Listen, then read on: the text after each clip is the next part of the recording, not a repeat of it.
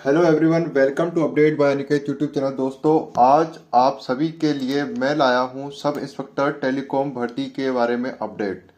RPSC Rajasthan लोक सेवा आयोग की तरफ से होने वाले इस एग्ज़ाम के बारे में मैं आपको फुल डिटेल दूंगा, जिसके अंदर apply date, exam pattern, eligibility क्या रहने वाली है, सिलेबस, इन सब के बारे में आज हम एकदम डिटेल में चर्चा करने वाले हैं। आपको बता दूं कि सब इंस्पेक्टर टेलीकॉम भर्ती कौन सी होती है। टेलीकॉम मतलब होता है एक ऑफिस के अंदर बैठे बैठे ये आपकी पोस्ट होती है। आपको कहीं फील्ड में नहीं जाने की जरूरत नहीं है। ये टेलीकॉम की भर्ती है और बहुत कम बार आती है ये। तो चलिए आज उसी के बारे में बात करता हूँ। उससे पहले आपको मैं बता दूं कि ये ऑफिशियल नोटिफिकेशन है। देखिए, राजस्थान लोक सेवा आयोग की तरफ से है और ये 20/11/2024 यानी कि लेटेस्ट डेट का ही ये नोटिफिकेशन है। इसके अंदर सारी डिटेल आपके सामने है। यहाँ पर क्या क्या आयु में छूट है, कितनी एग्जाम पैटर्न है, कौन कौन से एग्जाम लगेंगे, इंटरव्यू लगेगा नहीं लगेगा, फॉर्म, फीस, सब चीज। तो ये सारी जानकारी मैं आपको पीपीटी के थ्रू देने वाला हूँ। तो चलिए यहाँ से स्टार्ट करते हैं। सबसे पहले आपको बता दूं कि यहाँ पे जो आज हम बात करने वाले हैं वो एक है फॉर्म अप्लाई डेट शुरू में। उसके बाद एप्लीकेशन फीस के बारे में बताऊंगा। उसके बाद टोटल पोस्ट और एज के बारे में बात करेंगे। और लास्ट में एजुकेशनल क्वालिफिकेशन, सिलेक्शन प्रोसेस और एग्जाम पैटर्न के ऊपर। फॉर्म अप्लाई डेट के बारे में बात करूं तो आपकी स्टार्ट हो जाएगी 20 नवंबर 2024 से। एप्लीकेशन स्टार्ट डेट आपकी 28 नवंबर 2024 तक चलेगी और लास्ट डेट जो है आपकी 27 दिसंबर 2024 तक है। एप्लीकेशन फीस की बात करूं तो जनरल कैंडिडेट, ईडब्ल्यूएस, ओबीसी के लिए 600 रुपये फॉर्म फीस और बाकी other category like ST, SC, PWBD और बेंचमार्क अदर, उनके लिए 400 रुपये फॉर्म फीस रखी गई है। पोस्ट एंड एज, तो सबसे पहले पोस्ट के बारे में बात करें तो टोटल पोस्ट 98 है। कैटेगरी वाइज आप सभी ऑफिशियल नोटिफिकेशन में देख सकते हैं। मैं उसका लिंक आपको डिस्क्रिप्शन बॉक्स में प्रोवाइड कर दूंगा।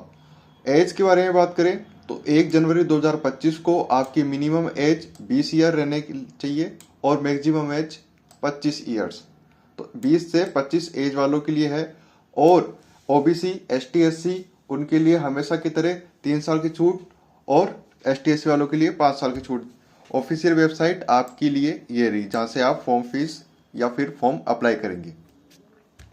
एजुकेशनल क्वालिफिकेशन की बात करें तो यहाँ पे BSc with physics and math होनी चाहिए आपके पास, या फिर आप बीई है तो भी चल जाएगा, या फिर आपके पास बीटेक, डबल ई और ईसीई ब्रांच से होनी चाहिए, यानी कि इलेक्ट्रिकल और इलेक्ट्रॉनिक्स एंड कम्युनिकेशन इंजीनियरिंग से रिलेटेड। तो आपके पास या तो बीएससी की डिग्री हो या फिर बीई, बीटेक होनी चाहिए। इसके अलावा और कोई सी भी ग्रेजुएशन वाले फॉर्म इसके लिए अप्लाई नहीं कर सकते हैं, यह बात का ध्यान रखना।